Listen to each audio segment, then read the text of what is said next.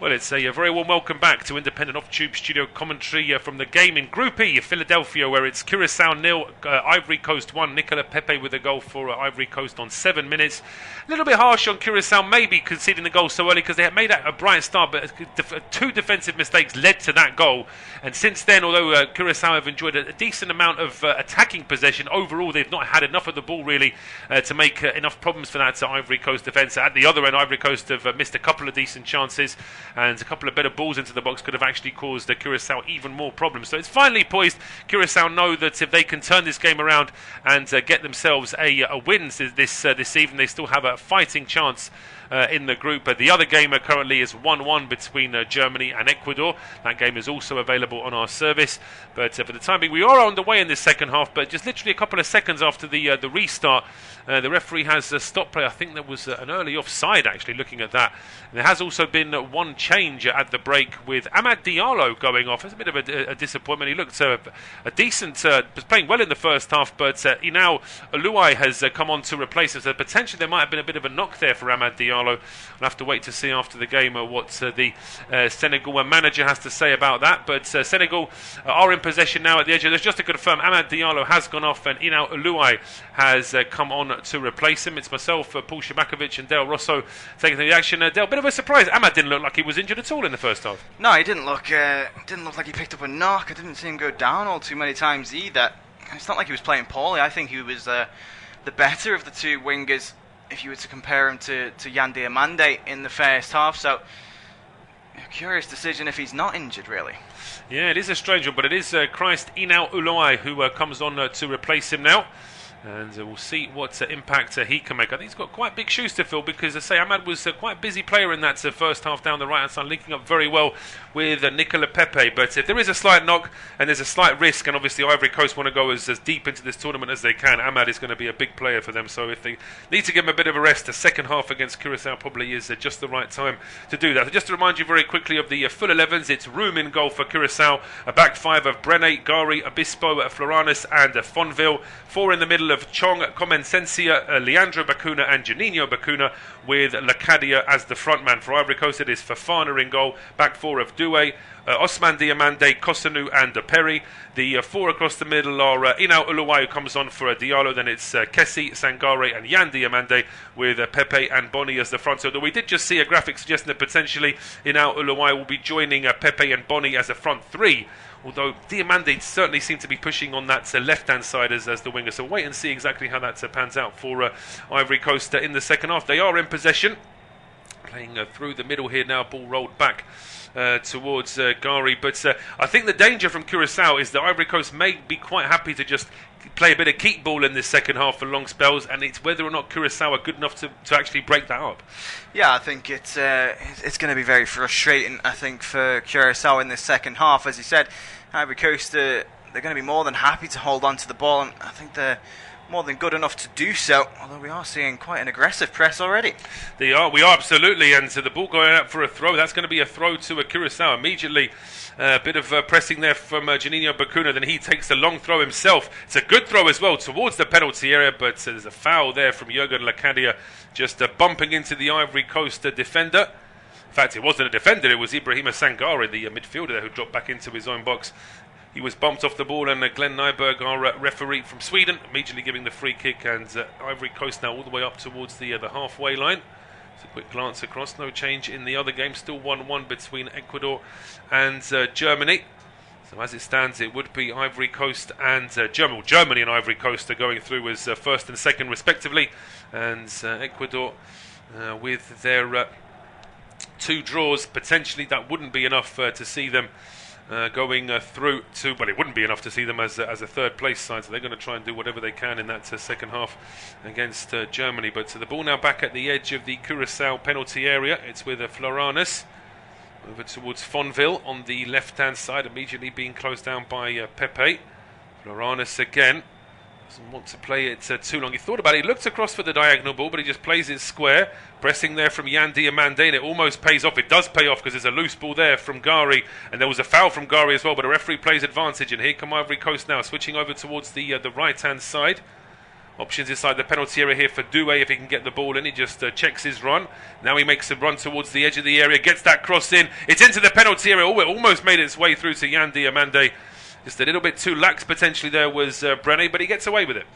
Yeah, I think Curacao, yes, they're trying to get back into this game, and obviously they want to be a lot more aggressive, but that doesn't mean you have to switch off at the back, and I think that's a wake-up call for them there. It certainly is, and that throw there from Brené gets cut out, but it will be headed out for another Curacao throw, and they actually gained a bit of territory. In the meantime, it's Inau with the header out. And we did actually get a very brief flash up of a goal in the other game, but it's now been corrected. So although we thought for a moment Germany had retaken the lead in that game, that's not the case. It is still 1-1 in that game between Ecuador and Germany. That's a poor ball out from the over towards the left-hand side, and Dick Advocat with a slightly frustrated look on his face there when he sees that ball just sail out for a throw. Ivory Coast are going to get enough possession anyway, so Comensensi is going to be a little bit more careful there as the ball played all the way back towards the edge of the Ivory Coast penalty area now, and playing back now towards Fofana. Diomande towards Uluwai, who's suddenly dropping a little bit deeper here now. Uluwai now played down towards Yan Diomande. Diomande back towards Uluwai. Certainly seems to be in a slightly more deeper role than what we showed on screen when he first came on the field. Now it's with Kosunu, who, despite being a centre-back, has number 7 on his shirt, which is always a little bit confusing. Although it's not as confusing for our older fans, of course, who remember the days, much older fans, dare I say it, so I say that with all due respect, of course, when Argentina used to list their squad numbers alphabetically, and so famously Ozzy Ardiles, the midfielder, used to be number 1, and the goalkeeper had, I think, number 7 or number 8 on his shirt, which was a bit of a mess, but I suppose it makes for a very good pub quiz question down the line. Here come Ivory Coast down the left-hand side with Diomande, plays that ball in. Kessie drops a shoulder, puts it onto his right, then onto his left. When's he going to shoot? He does shoot eventually, and he drags it wide. Is there a deflection? I think there is. It will be a corner kick. But frankly, that seems like the smallest consolation prize for Ivory Coast, because Kessie had a free shot there. Yeah, he did, and he took a good 5 seconds before he actually took the shot on, and I think he's just showing his own unfamiliarity from being in those positions and having so much space on the edge of the area to take that shot on. So he needs to have a bit more faith in himself there, Frank Kessie. Got the captain's armband on for a reason. Perhaps he just needed to put his foot through that one a little bit quicker. But he's in the penalty area now as this ball is being set up here on the right-hand side. It's a left-footed in-swing, a real ping ball in from Nicola Pepe. And the ball actually aimed at Frank Kessie. He couldn't quite control it with his head first time. And then as he tries to go for it second time, he is going to win his side a throw, despite the protestations there of Cheryl Floranus. Frank Kessie himself taking the throw all the way back towards the halfway line. Where Ousmane Diomande was one of the last men back, and he goes down the left-hand side for Yan Diomande into the penalty area. Now goes Diomande. He's got 3 Curacao players closing him down. He's followed the ball a long way out himself, but he's kept it alive though. It's back on the halfway line now, and it's played square towards this left-hand side for well, he was being closed down there in the end was for Fonville, and it's out for a throw. Perry now is going to have a chance for Ivory Coast to restart play. Options here left and right for him. Plays that one up towards I thought there might have been a free kick there from Johan Bonney as he was turning away from Floranus, but our referee is quite happy to let play go on, and Curacao are quite happy to bring the ball away as well. Obispo, and we're square to Fonville, back to Armando Obispo. And interestingly enough as well, you can see that Ivory Coast are starting to play a very high line themselves, because they're probably going to expect that Curacao are likely to go direct at some point, so better to be ready for that long offside. Yeah, I think the way Ivory Coast have come out in this second half, I think they've got it right. I think they've set up to make sure that Curacao can't have the ball all too often, and when they do, it's as difficult of a path towards the goal as possible. Where's Tati Chongeri? He lets that ball go all the way towards the corner flag, but he keeps it in play. That's good work from him, playing it back into the middle now, and it's with Leandro Bacuna. Over towards Janino, and then a strike coming in from Lacau. Oh, it's just over the bar. And initially I thought, in actual fact, it's Floranus who's got further forward. That's a double take then. I thought I was exactly number 5 taking the shot, but it is. It's Floranus who's allowed himself to get into an advanced position there, despite him being a centre-back. And he actually puts his foot through that quite nicely, but it's just rising over the bar. Yeah, it's actually not a bad shot at all from the centre half. edge of the area, centre half shooting, it's either going to be in Rosie or in the back of the net. And unfortunately for Floranis, it's the one time it's actually in between and not a bad shot at all.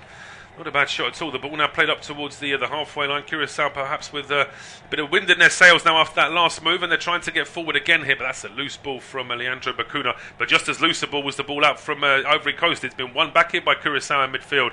There's a real impetus about what Dick Advocat's men are trying to do here now. Tati Chong playing it back towards Comensensi, and there's space here now for Joshua Brene, and he's off down the right hand side. Oh, he's overplayed that one slightly though. Wrong choice there. I thought he had enough space and enough time to get across in already. He tried to then get it back onto his left, and he overplayed that ball too much, and it's out now, and it's been won back by Ivory Coast. Yeah, and it was too easy there for Awolai to just come back and win that ball. Again, he knocked it too far to the left. He really wanted to cut in and maybe put a ball into the box, and it was the right idea, but in the end overhit, as you said, and just allowed Ivory Coast to win the ball back with ease. Yes, throw on taken here by Ivory Coast, but it's immediately heading back towards their own penalty area. There are just too many Curacao blue shirts pressing at the edge of the box here, and Christopher Perry has worked himself into a real cul-de-sac here before he has to then stand the ball up and get it towards the halfway line. And actually, in fact, he's done really well there because it looked like he had run out of options, but it's kept alive here on the halfway line by Bonnie. Trying to exchange passes there with Inau Uluwai, but it's gone out for a throw to Curacao. 57 minutes on the clock. Unofficial independent off-tube studio commentary from the conclusion of Group E in the World Cup in Philadelphia. It's Curacao 0, Ivory Coast 1, and it's still 1-1 in the other game between Ecuador and Germany. Here are Curacao in possession then in midfield with Floranis. Obispo over towards the right-hand side now for Leandro Bacuna. I think just slow and steady here from Curacao, but they are trying to keep more of the ball. Then the pass up towards Tati Chong is not the most accurate. Then it's a pretty brutal attempt to try and win that ball back from Yuri Ngari. Just bumped straight into the substitute in a way, and it's been given as a free kick, and Ivory Coast have taken it quickly, and then it's Bonnie's pass down the left-hand side. He's looking for the run of Diamande. He's asking a lot. Jan Diamande is very fast, but he isn't that fast. I don't think he had any chance of getting on the end of that one. And here come Curacao now. The game's really opening up. It's with Comensensi over towards the left-hand side. Fonville's been robbed of the ball, and now it's Ivory Coast here with Frank Kessie back towards Douay. Only Bonnie inside the penalty area, but there's an overlap here from Frank Kessie. He's worked his way into the penalty area, and it's cross coming in from Douay, which is swept clear, and it's out for a throw. It's more exciting for us as the neutral, but this is where Curacao have to be careful, because by them being more direct, it's now opening the game up in front of their goal as well. Yeah, it really is, and I think it might benefit them in a way, because they're dealing with it well up until this point. Even though they don't have the numbers overload, they are still managing to defend man to man, and maybe a little less confused in and around their own box defensively, but I think that they have to stick to what they're at, otherwise they're going to have no offensive threat. No, none whatsoever, and the match is just going to peter out, and they're going to end up going out of the World Cup with a whimper, so they might as well try and go for it, but it's not quite sort of panic stations yet. If they go too early, then of course they might concede a second too early, and then they really are in trouble. But here is Jan Diamande trying to do exactly that here for Ivory Coast. His run into the box is stopped, and now a chance here for a counter-attack as Comensensia plays the ball towards Lacadia, then it's back to Chong, where he lets that ball go through his legs. That just gives a little bit more time for those Ivory Coast players to set themselves back into their position, so it's not a counter-attack for Curacao anymore. They're just having to build possession from inside their own half. Floranis over towards Janino Bacuna. Fonville back to Floranis. Just trying to step a little bit further forward. We of course saw him have that shot a few moments ago, so it's clear that perhaps all the outfield players just been given that little bit more license now by Dick Advocat in this second half. Back now with Obispo.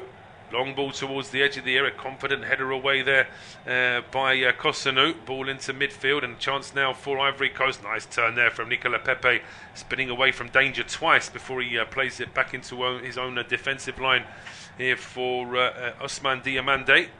Frank Kessie now to Jan Diamande and Operi here on the left-hand side. Still a long way from Curaçao's goal, but this is better now from Ivory Coast, because they certainly don't want Curacao to settle into the game any more than what they have been doing.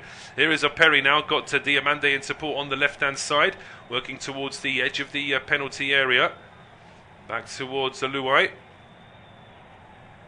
Options here for Luai, but again, safety first it seems for the time being for Ivory Coast, and then Kosunu down the right-hand side, finding Douay taking on his man for pace, and he gets away from Fonville. Fonville straight back at him though.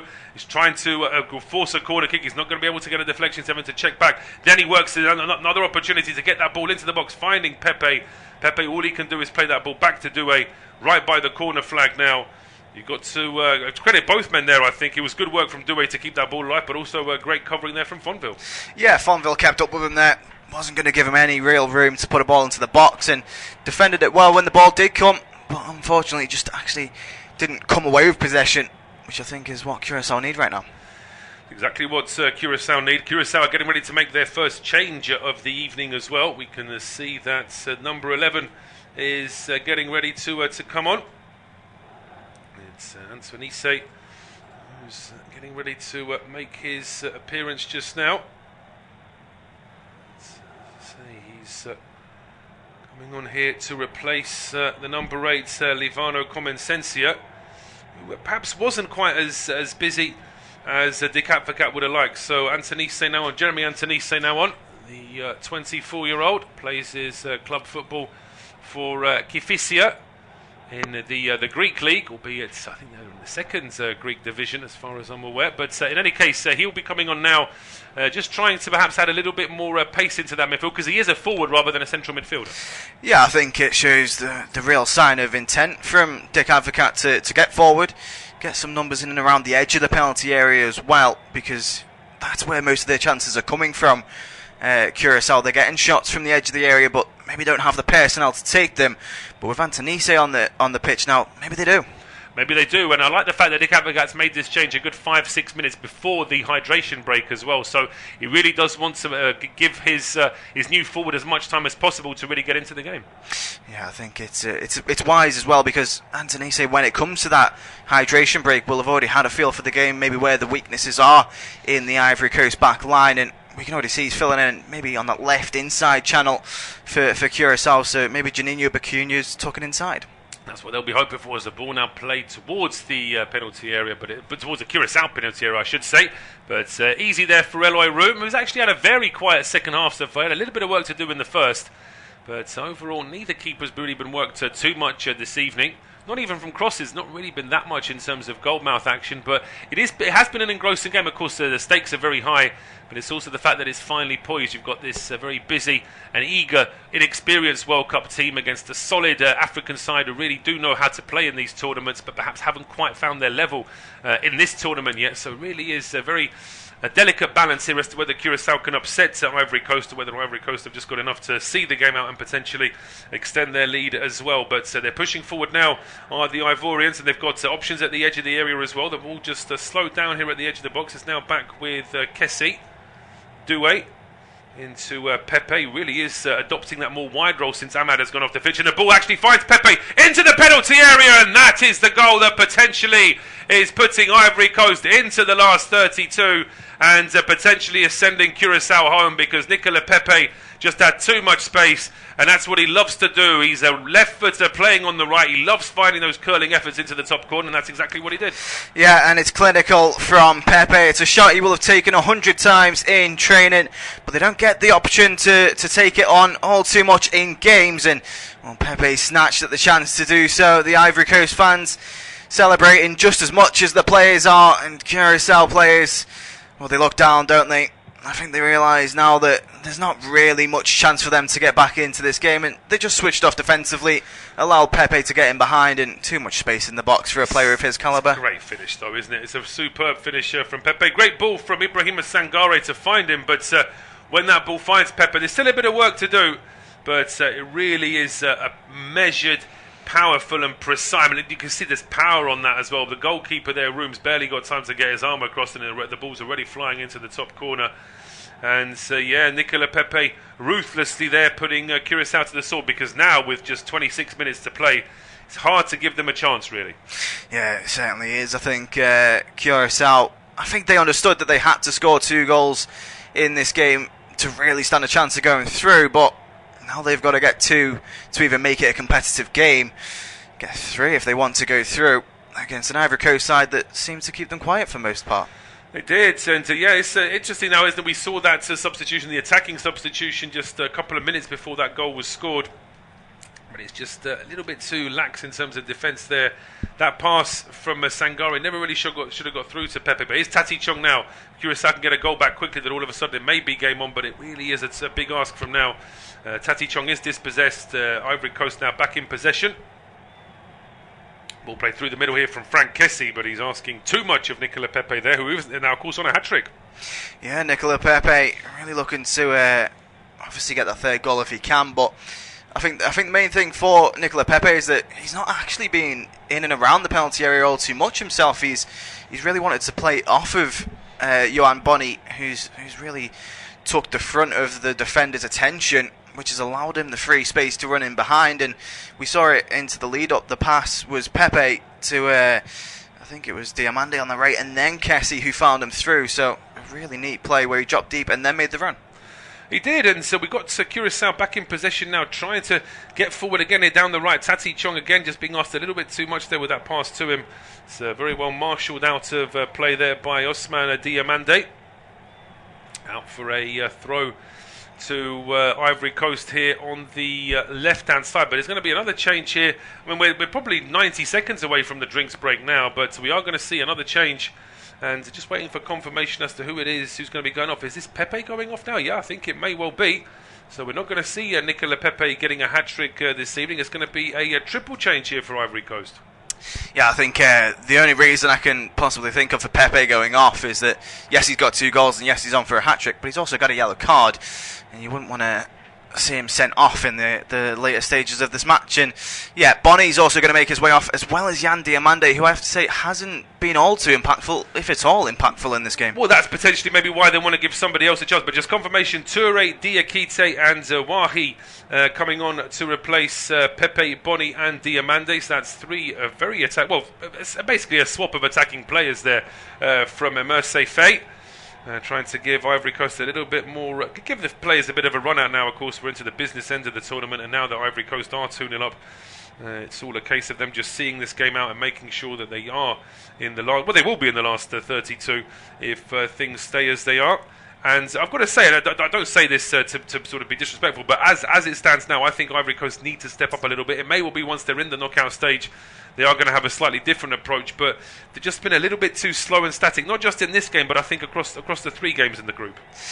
Yeah, they've certainly not had... I don't think they've played as well as they would have wanted to, but similar to what you alluded to just now, that maybe when they get to that knockout stage, knockout games really do bring the best out of some teams and the worst out of others. I think it'll be a good opportunity for Ivory Coast to go far in this tournament. I think they've got a strong squad, and with it being obviously 1 game knockout, you can't really count anyone out. No, you certainly can't, and I'm certainly keen to see how Ivory Coast get on in the next stage. Just to confirm as well, but we've just allowed ourselves a little tangent there, because the drinks hydration break has just now been announced, so the 2 sets of players are across, and say with 4 changes made already by Ivory Coast, albeit one of them made at half-time, so they have still left themselves one more window of substitutions if needs be, whereas Curacao just with the 1 change so far.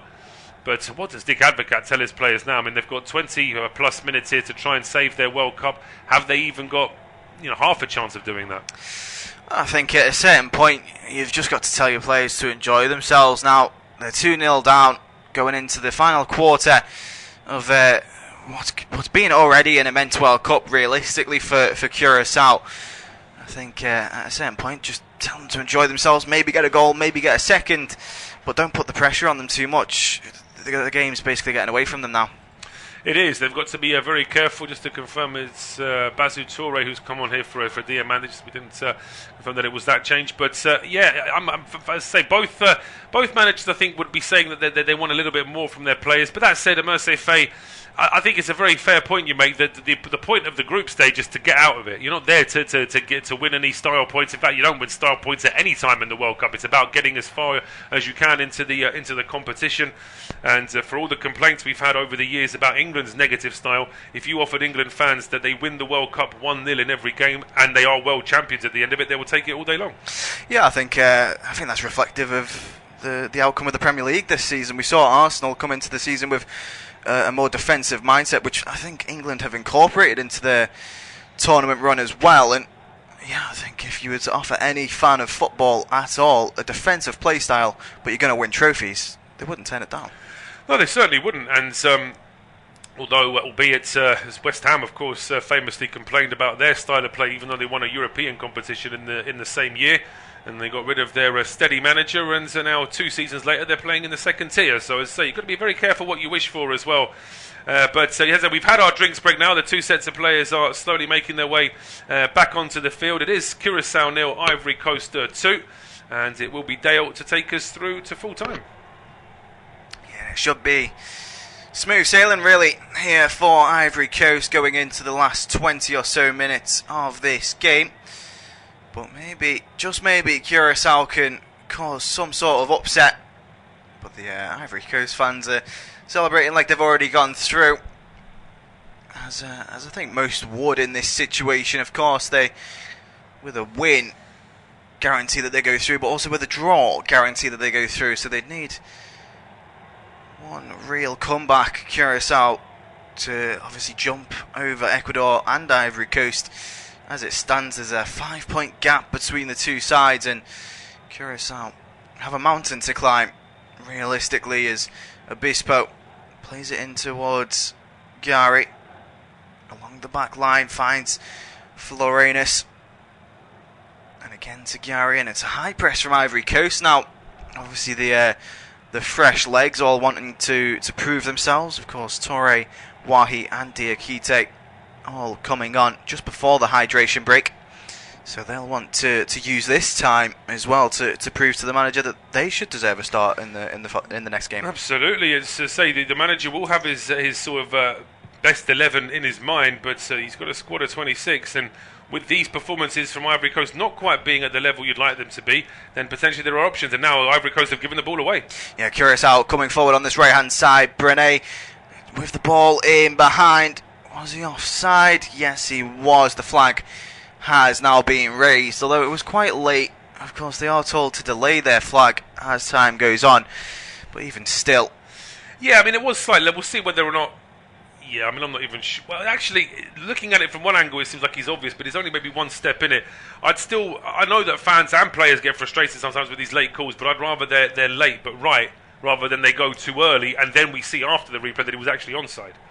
Yeah, 100%. I think more football to play is never a bad thing, as Curacao win the header inside their own half. It's a good clearance from Brené, but clearances aren't what Curacao need. As Perry with the throw-in on this near side, fires it up the line, looking for Eli Wahi. Touch from the Ivorian, goes over the sideline, so it will be a Curacao throw-in. It's taken short to Gary, just on the edge of their own penalty area. Curacao passing the ball around well, but of course if they want to get back into this game, they need a little bit more urgency. As Brené plays it into the middle, Lacadia, he's done well to find Chong. Edge of the area, cut in on his left foot, unleashes a shot, and it's straight into the hands of the goalkeeper here for Fofana. It's the second time Chong's had a shot and it's gone straight at the goalkeeper.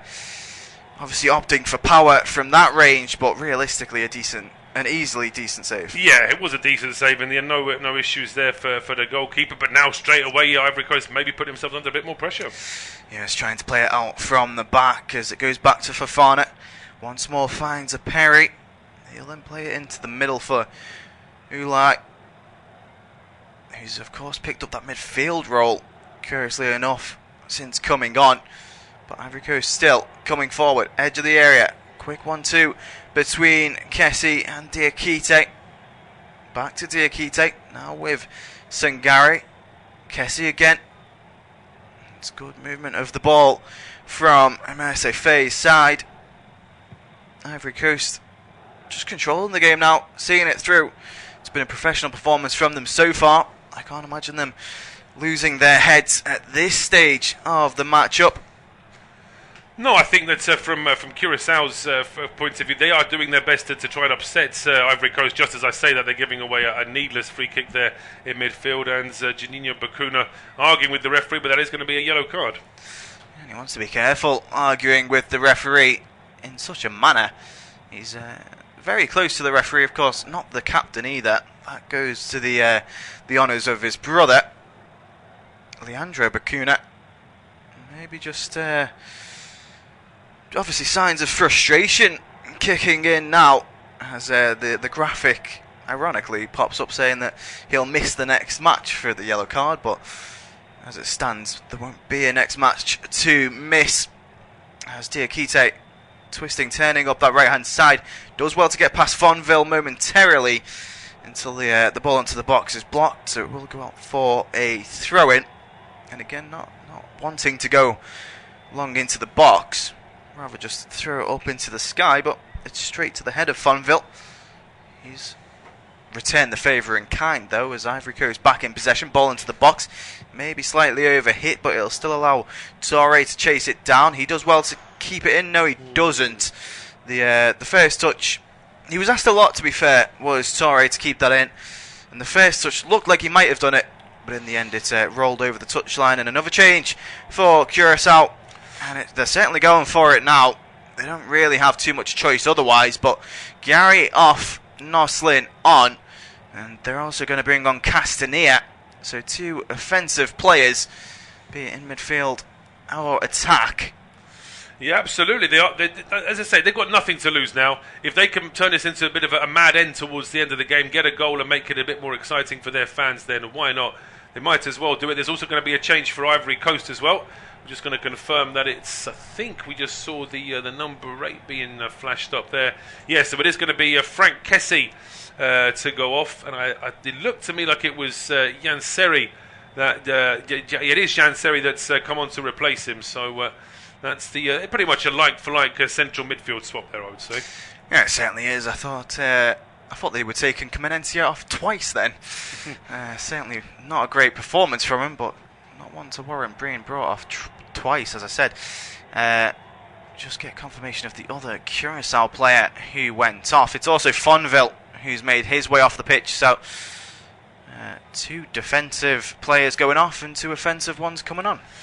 Absolutely, and whether or not that's going to change Curaçao's fortunes out remains to be seen, but 30 seconds after those changes they've won themselves a corner, so it's not a bad start. Certainly isn't a bad start, and it was Noslin, the most recent substitute, to come on, who's won it for Curacao. So they've certainly got some hopes going into the final 13 minutes or so. As we just see confirmation of the change, it is Kessie off, Seri on. It looks like Antonis will stand over this free kick, basically a corner, as it's right up in that corner, but it is a free kick nonetheless. So a one-man wall for Ivory Coast. Antonis with the ball into the box. The header comes up, popped up once more. Second header on goal, but it's not on target, as it almost bounces off the top of his head. In England, certainly a 50-pence head. Yeah, absolutely. It's a frustrating one, that, isn't it? Because there was a good chance, but as he's leaning out towards it, couldn't quite get his head to the first one, and the second one is just sent over the bar. And meantime, the plot thickens in Group E. Ecuador have taken the lead against Germany. Yeah, certainly not good signs for Curaçao at all, because even as it stands now, the best they can do is finish third. And just looking at the table, it doesn't really affect Ivory Coast all too much, because they, of course, are winning right now, so it would be Ecuador to go third. It would, but it also means Ecuador go. It's another team with 4 points, and it's a goal difference of 0 for Ecuador, so that's another side that are potentially doing better than Scotland. Yes, the big talking point, of course, being that Scotland, as it stands, still technically qualify, but they would be the 8th ranked third place team as of right now, and of course everyone below them still has to play their game. Well, they do, and that does make things a little bit more difficult, but now here come Ivory Coast down the left-hand side. Yeah, ball into the box, header flicked on by Kasunu. Can't get it clear of his feet, though, and Curaçao come away with the ball on the right-hand side. Driving into space is Antonis. Castania now to Chong. Still going is Chong up against a Perry. He's up against two Ivory Coast defenders now, but still has the ball. Does the Sheffield man. And just as I say that, he has lost possession. So Ivory Coast will come away with the ball. Now on the left-hand side is Torre. Switches the play towards Diakite. Now once more to Wahi in the middle, but his touch hasn't been great, and he's forced Torre to collect it on this left-hand side. All the way back to Perry once more. Ivory Coast in no rush to go forward, really. Anytime they go forward, they run the risk of losing possession, of course, with a poor shot or a misplaced pass, and it just allows Curacao to win possession back and threaten anything up at the other end. Of course, Curacao with only the one goal in this tournament. Granted, it was against Germany, so that's still an achievement nonetheless, but in a 7-1 defeat, you don't really want that to be the only goal. No, you don't. As I say, it's been a tough tournament for Curacao, but then they knew it was always going to be. It's a great achievement that they found themselves at this tournament. It's a case of building on this now in their next qualifying campaigns, in their own confederations competitions as well. But they're still fighting on here now. Down the right-hand side, Chong getting that ball across before it's eventually played back, and it's been lost here in midfield.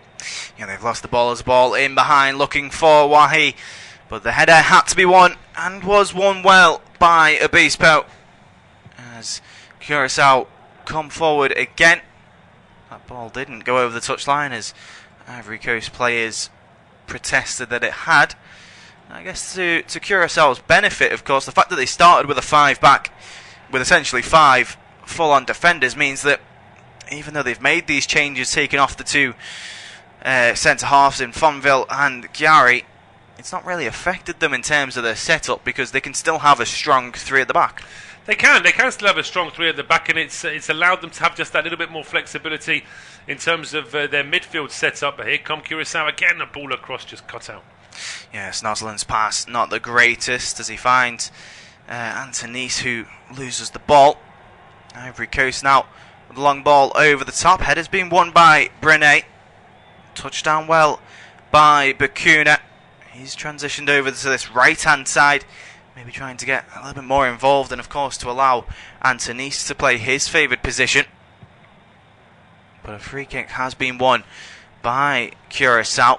Noslin just being pulled to ground there by Ulai, and no real reason for him to do that, in all honesty. So a curious decision from the Ivorian there. Yeah, they're just starting to get a little bit impatient now at Ivory Coast, despite the fact that they've got a very steady lead in this game. They don't want to risk any injuries or any yellow cards, but potentially they're just ticking down the clock a little bit here and just allowing Curacao to have that little bit more freedom. Yeah, they certainly are, as the free kick set to come into the box here from that right-hand side. We are at the 83rd minute. It's Curacao 0, Ivory Coast 2. It's quite a high line from Ivory Coast on the edge of their own penalty area. The referee, Glenn Nyberg, just doing a little housekeeping before the ball is allowed to be put into the box.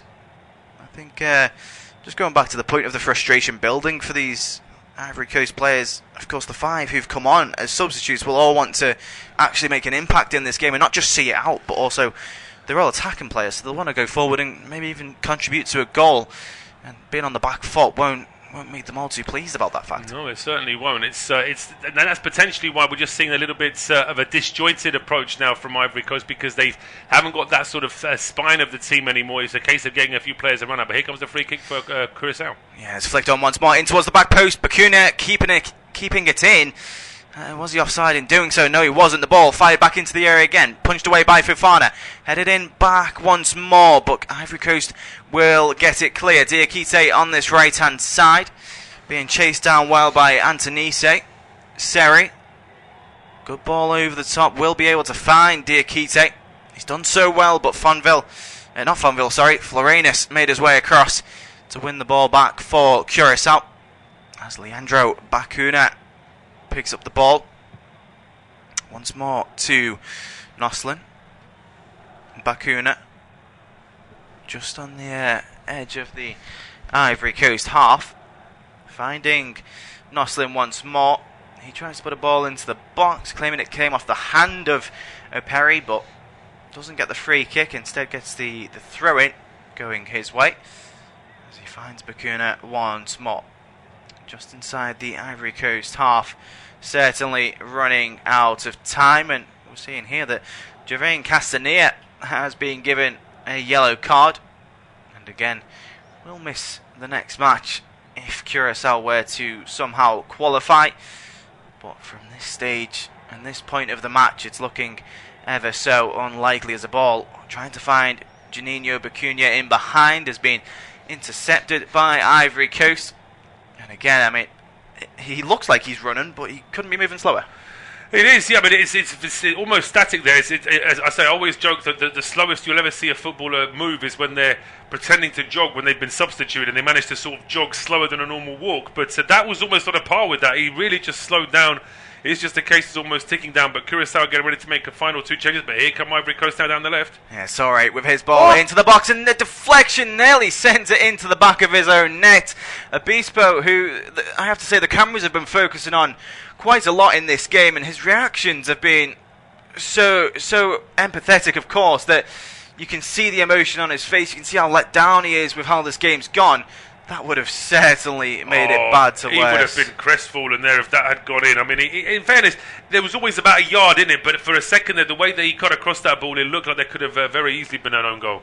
Certainly could have been, as Seri makes his way over to the corner flag, looking to put a ball into the box. Not too many Ivory Coast players in the penalty area though, so Seri with the delivery. And again, same story as every other corner in this match, in towards the near post, headed away by the opposing side. But it is on the edge of the area now, ball into the box, headed away well by Bakuna.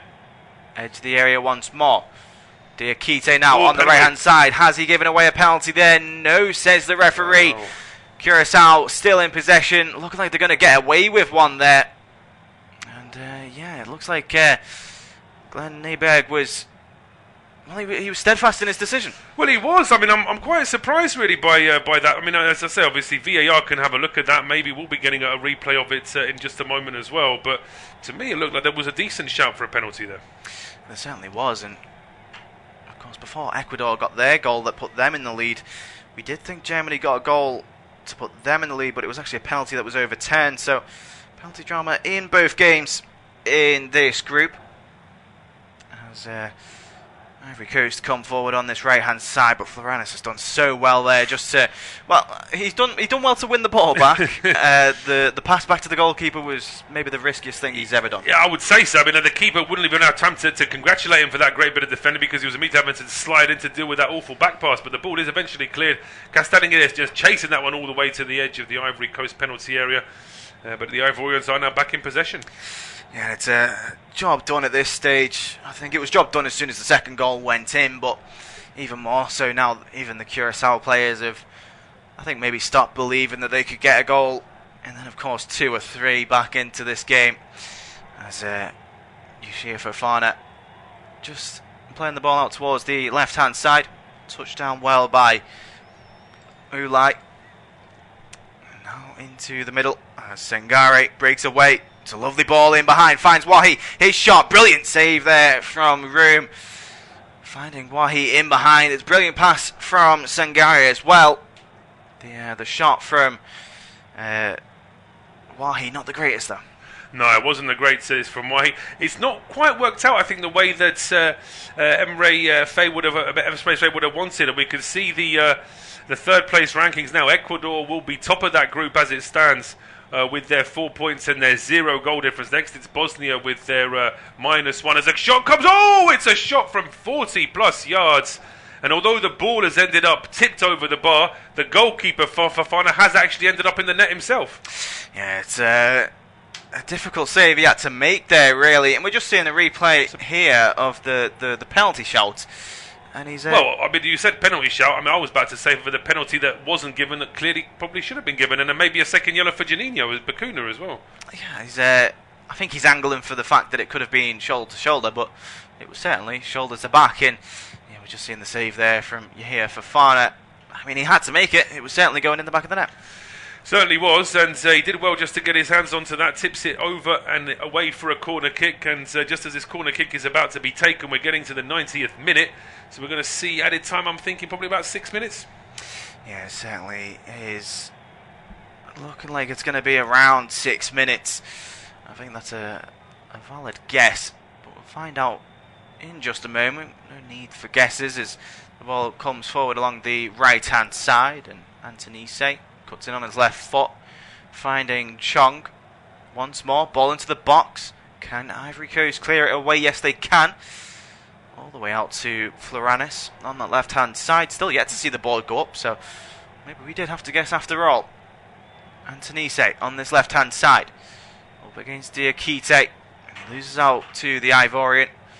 The loose ball being picked up by Ivory Coast, as we also see two more substitutions from Curacao, as we saw Brené and Lucadia go off, and it was Kouas and Sambo was the other player. Sambo's come on for Brené, hasn't he? Yeah, he certainly has. A fullback for a fullback, and then a midfielder really for a striker. So just looking to get some minutes for the players, I think. I think so. Yeah, I think it's potentially players that haven't had much of a run out yet, getting a few minutes to say they've played at a World Cup. And we're into 6 minutes of added time. Yeah, congratulations to you, Paul, for a correct guess, as 6 minutes have been added on. We've already used almost 90 seconds of them, and yeah, I think the Curacao players will just play it out at this stage. No real chance of them getting 3 goals in 5 minutes. It would be record-breaking, I'm sure, if they were to. Well, I mean, it would, as I say, I don't think we'd be able to take the assignment. I mean, it would be a complete turnaround if they were able to do that. But I have to say that from Curaçao's the work ethic's been good. I think that the fact that it's their first tournament, what I'd like to see is them at their next tournament. I'd like to see them do well in the next North American Confederations competition as well, just so there's a bit of progress there. I mean, the fact that they have got the links to the Netherlands, of course, does mean that they have got a potential pool of players to work with as well. But it's always very difficult. You need a good couple of players every generation just to sort of gel it all together, really, don't you? Yeah, they certainly do. And it's not like this Curacao squad's a bad squad either. They certainly do have players of a decent calibre to at least qualify every now and then, to be in the running for it. For these World Cups and, as you said, for the North American Confederation competitions, that they can certainly stamp a name for themselves as a strong team to beat. As the ball, edge of the area, takes a shot, deflected once more. Will it be offside? I think it will be for Floranis, who's found himself quite high up the pitch quite often. I like this. As he's certainly made his way forward on a number of occasions there. And Odilion Kosunu just needed a moment to pick himself up, but looks like he's going to be okay. Yeah, I mean, he's offside by 3 yards there. And so it's an easy decision for the officials. But yeah, from Ivory Coast's point of view, job well done this evening.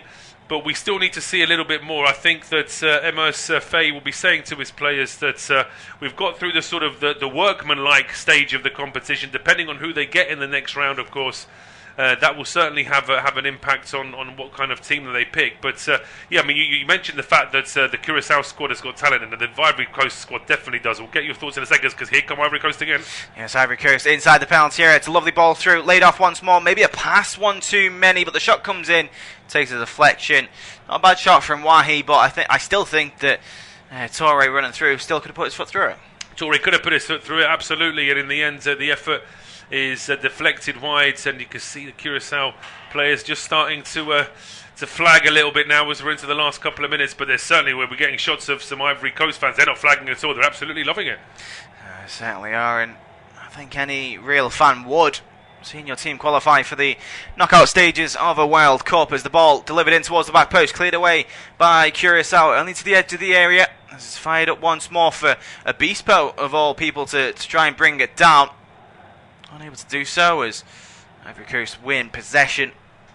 Just under 120 seconds left on the clock, and yeah, I think Ivory Coast now, I think it's not long until celebrations kick in. Of course, they won't have too long to celebrate before the knockout games kick off, but just as quickly as the World Cup comes, it's almost over. No, absolutely, yeah. It's for your World Cup addicts. These first 2 weeks are fantastic, right up until Sunday night. But then things just start to thin out a little bit. We get a couple of rest days in there as well. And then, of course, after next week, once we're through the last 32 and last 16, once we're into the quarter stage, there'll be a couple of free days as well.